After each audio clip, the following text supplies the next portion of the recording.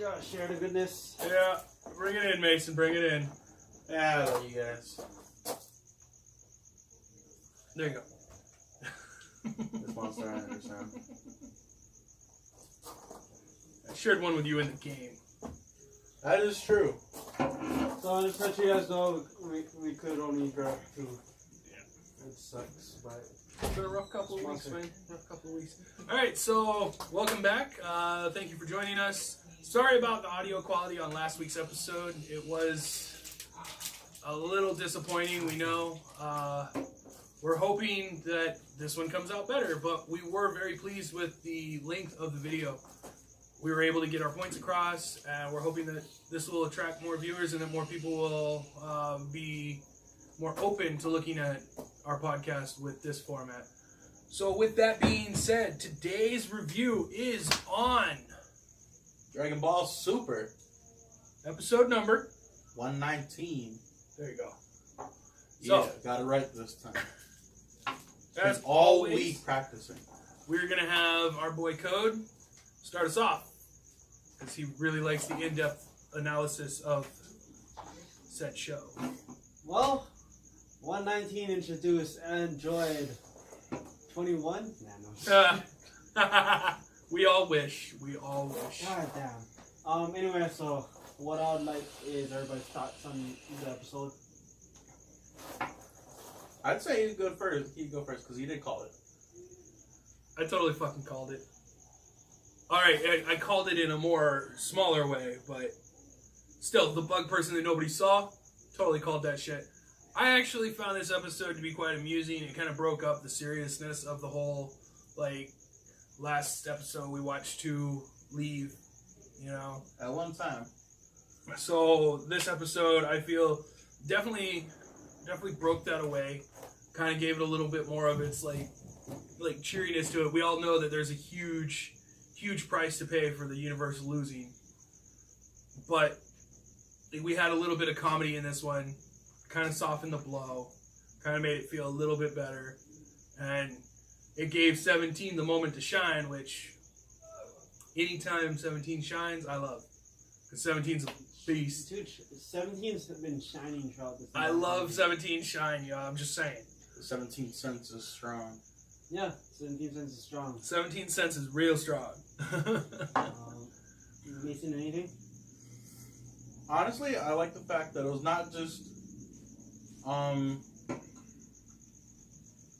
the fact that they decided to use the combo of someone who could cast illusions and someone invisible to actually strike the blows.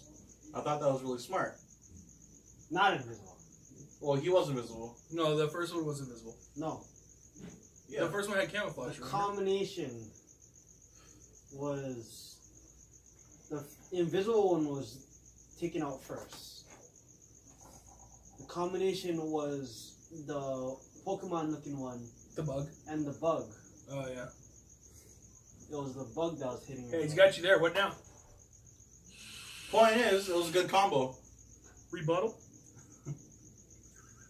It was a decent combo. Like Counter argument. not well thought out. If you guys What? know, It was really well thought out.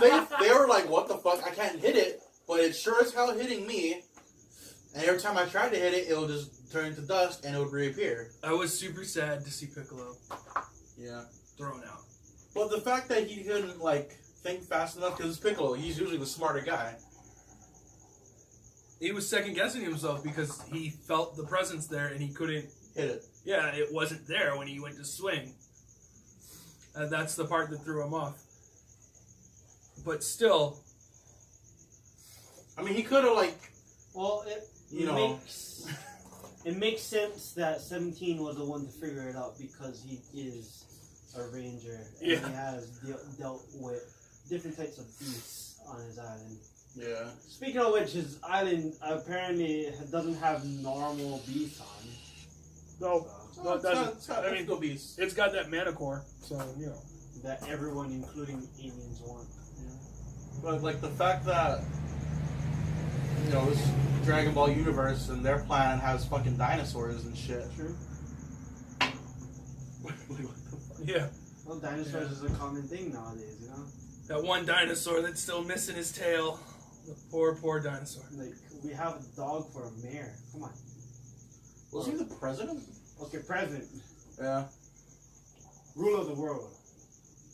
It's a dog. Rate this episode. 5 to 10. 9. I give it a 9. That was really good. 9. Are you? He's reading. I'd give it an 8. A solid 8. 7.5. You know, I'm beginning to feel that you just kind of like go with like lower than everybody else. Like you wait for us to give ours, so you could be all like, I'm gonna go lower. Like 5.5. Like for you, if the baseline was 5, and like we actually gave 5s, you'd say, oh, 4. No, he'd probably be like 4.5. 4.5. No. So the thing is, you can't go past the 4. You go past the 4, it was complete shit. Or you go past the 5, the episode was complete shit. I'll give that to you. Not worth watching, not worth acknowledging. I do like the fact that we were given a baseline strength of the guy with the suit. Because Vegeta went like just regular powered up Super Saiyan.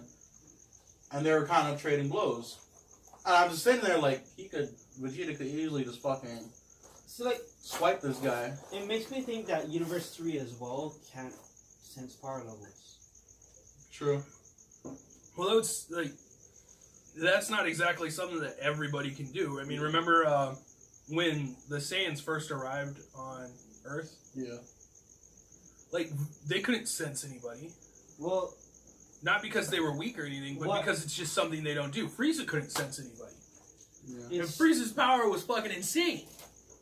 It's interesting just because, like, for the longest time within the series, ever past the Frieza saga, like, characters either knew how to sense or they learned already.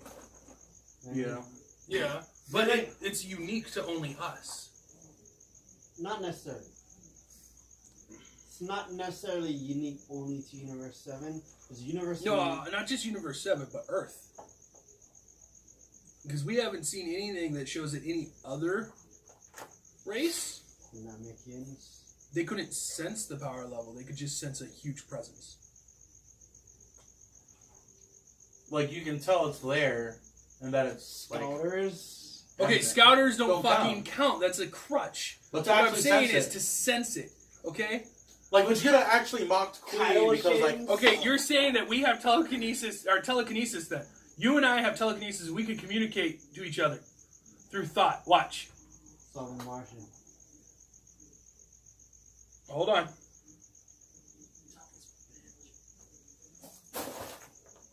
He's texting. No, I just use telekinesis. Technology is the same thing. That's my scouter. He sent you a thought. Sorry, but I'm not looking at my phone currently. He's ignoring your thought. Yeah, I know, right? He's ignoring my telekinesis. I can block things like fucking Martian Manhunter from fucking PC. Anyway.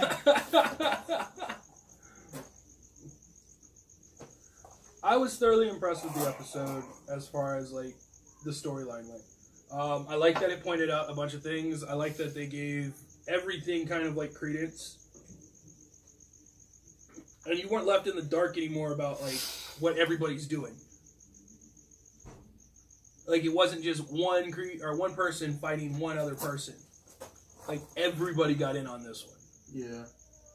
17, 18, fucking Gohan, Piccolo, Vegeta, Goku. What would have been good in this episode was if Universe 4 decided to also go after 11. To make sure that 11 had less in the end. Yeah. That's what... Because Jiren is the biggest threat in this tournament. Why not try to eliminate Dispo and Topo? Because I think Jiren still needs them for the number I don't think count. Jiren needs them for anything. No. Just for the number count, or like, because like, say like Jiren doesn't think anyone else is worthy. So like, what you're not getting, like they're the ones who like have the what you're not getting is my question was, why wouldn't the other universe attack? 4 go after them? Not like why Universe 11 Jiren needed them. You know? Okay, yeah. Because, yeah, Universe 11 was like, they're like, oh fuck, Invisible Warriors. Yeah. Will you stop doing that? It's annoying as shit. When they showed that scene, like that them like, oh shit, it made me, or at least as an audience wise, or a viewer watching it, think that the Universe 4 was also gonna go after them. Which to me wouldn't make sense. If I was Universe 4 and I had fighters that were invisible and like people couldn't see, I would tell them to go after all the strongest fighters, except for Jiren. Fuck that shit. You don't know like anything. He might know something about you. Don't do it. Okay, like I would have the bug and the Pokemon looking one take care of Universe 7, while the invisible one goes after Topo and Disco. I don't know. I think this one could still hear him move at least. With the whole ear thing, anyway. Yeah. His ear thing. I mean, you could fucking hear his muscles move. I guess. You could definitely hear if someone's gonna like try and sneak up on him. You can try. It doesn't hurt to try. Yeah. Just like how Universe 3 decided, oh, we can try against Jiren. You know, we can try. Yeah. Again, the whole like not being able to sense power levels and shit. Alright, so what's everybody's prediction then? Prediction for next one? Yeah. I didn't actually see the preview. Oh, I want to see the Doctor get fucking bodied. Everybody wants to see the Doctor get bodied. That guy's weird. But if anything, Universe 3 is going on. But yeah, they're gonna have one ditch effort though. And it's looking like it's a fusion between the 3 robots they have. One forms the arms, one forms the head, and one forms the torso. Yeah. No one from Universe 7 is probably going to get knocked out.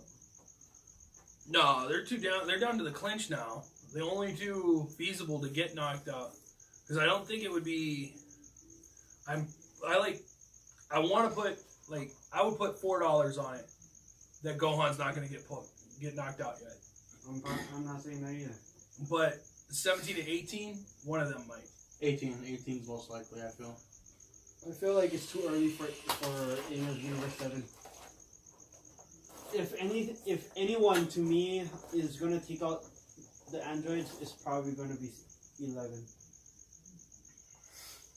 I don't know.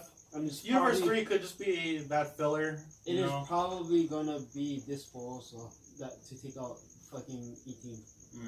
I can't see 17 being taken out by 18. By Dispo. No, because like 17's gonna look at him and be like, "You kind of remind me of the rabbits on my island." Yeah. I have a way of dealing with them too.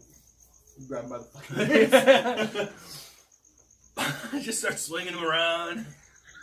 Yeah, all he has to throws him into Topo. All he has to do is walrus-looking motherfucker. Grab him by the ears, disable him, shoot energy at his legs, and just drag him, and then just hold him off the stage. Break his ankles. Yeah. Oh, break him at the knee. No. He's got to take off the leg, okay? Because he needs to keep the foot. Because it'd be lucky. That's gonna be one hell of a lucky foot. And next thing you know, boom, that's Jiren's fucking weakness. Rabbit's foot. Alright, anything anybody noticed that they want to talk about? Nothing too much in this one. I believe after this episode, Gohan's gonna have a bit of like a push because Piccolo is out. Yeah, because he no longer has to watch Piccolo, so he's gonna be all baller now. Fuck. Total role reversal. In my Piccolo's opinion- gonna be on the sidelines. Krillin's gonna be all like, "Oh, how does it feel, Master Piccolo? Look at you. You're the great teacher who taught him to be like that." He's gonna be all like, "Still too naive." For real. Huh? Well, like, Gohan's been holding back this entire time to stay with Piccolo. Yeah. Now that that's But- gone. It looks like in the future he's gonna end up, the three Saiyans are gonna end up having to team up together. Mm. Yeah. And that would be baller as fuck. Because what I want to see,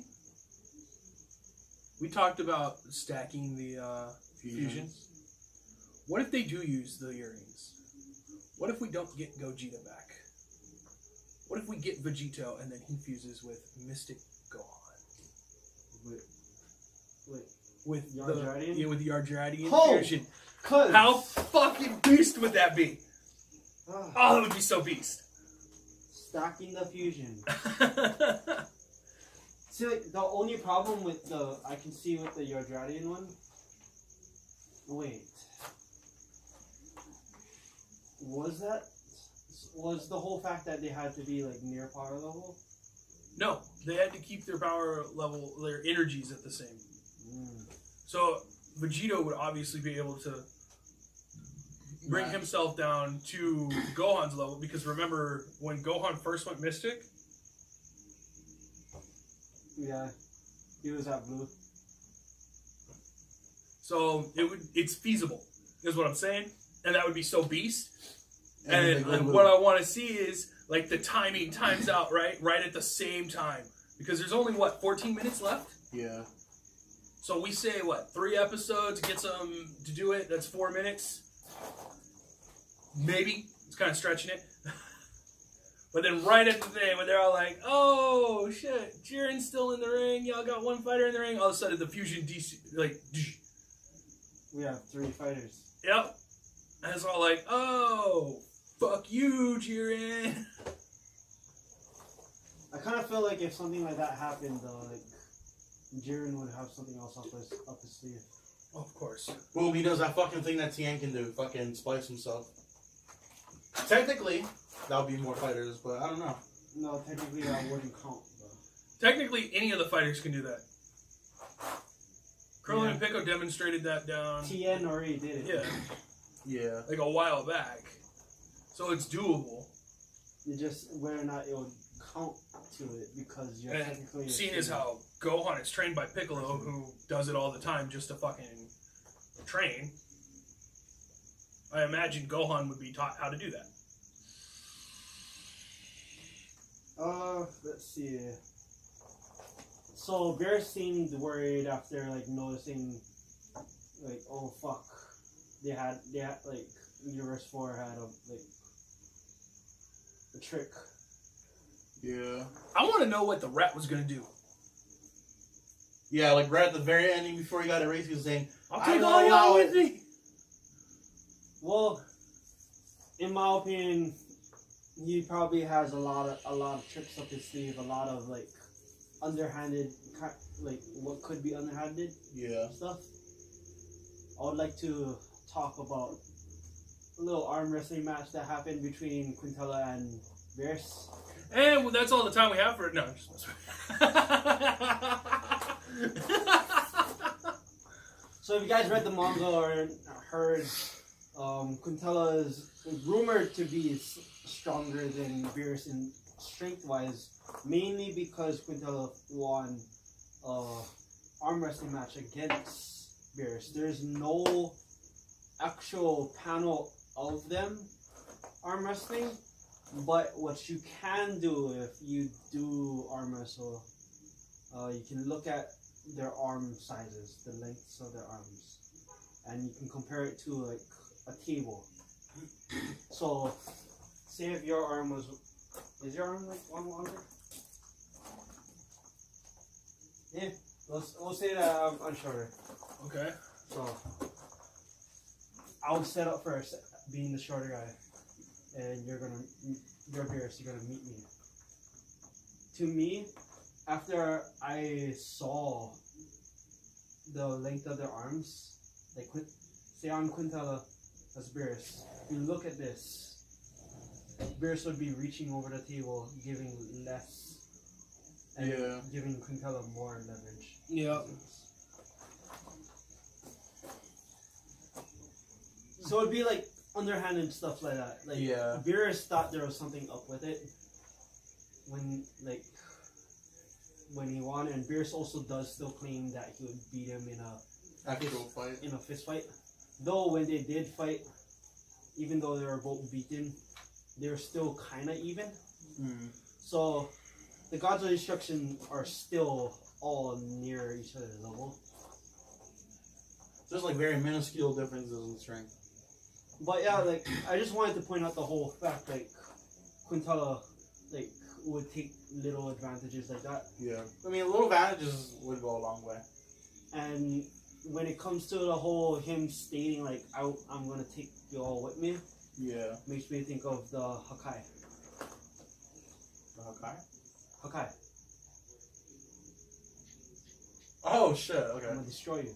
Yeah.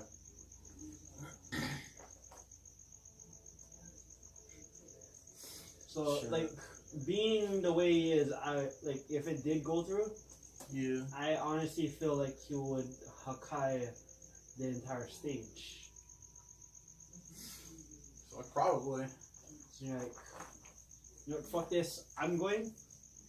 They all going. All your fighters are going also. Guess what? You guys lost. You guys are missing fighters now. You guys get erased.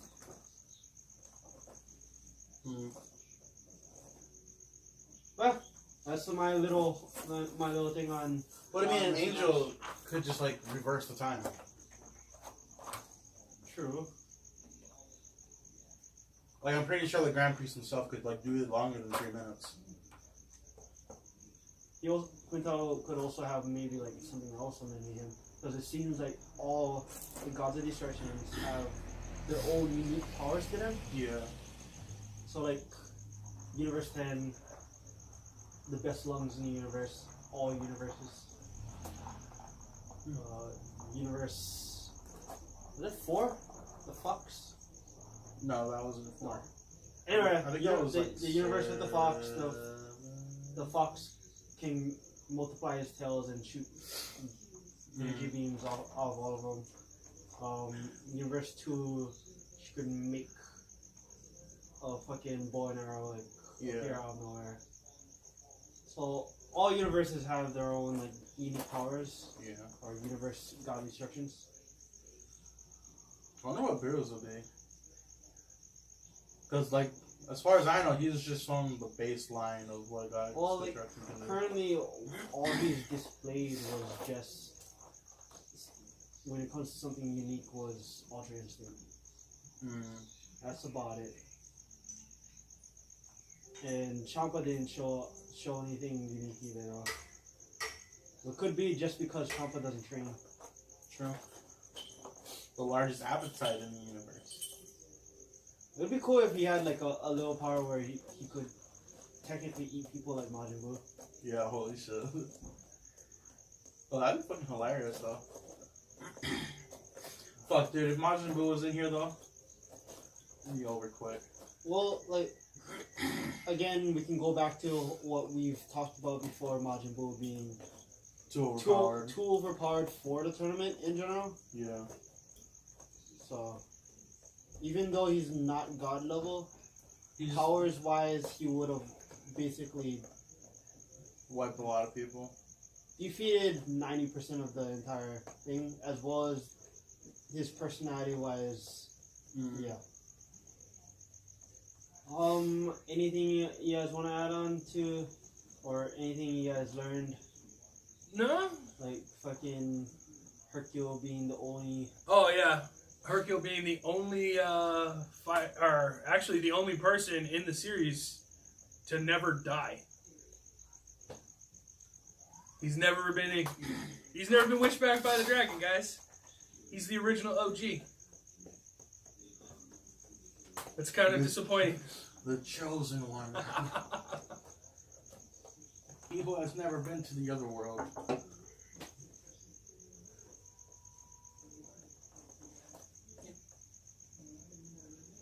So that's about all the time we have for today, guys.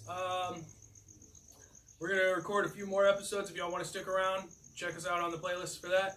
So the next one we're going to do is our classic animes, and that one is about Full Metal Alchemist Brotherhood. So, click the link, follow that one. Maybe check it out. Maybe give us some of your points and views on it, because some of us are a little stumped. So hopefully next week's Dragon Ball Super episode is good, and we will have more to talk about, more interesting theories that we can come up with. Sorry, this episode didn't have an interesting theory. All right. So, shoots, guys. See you on the next episode.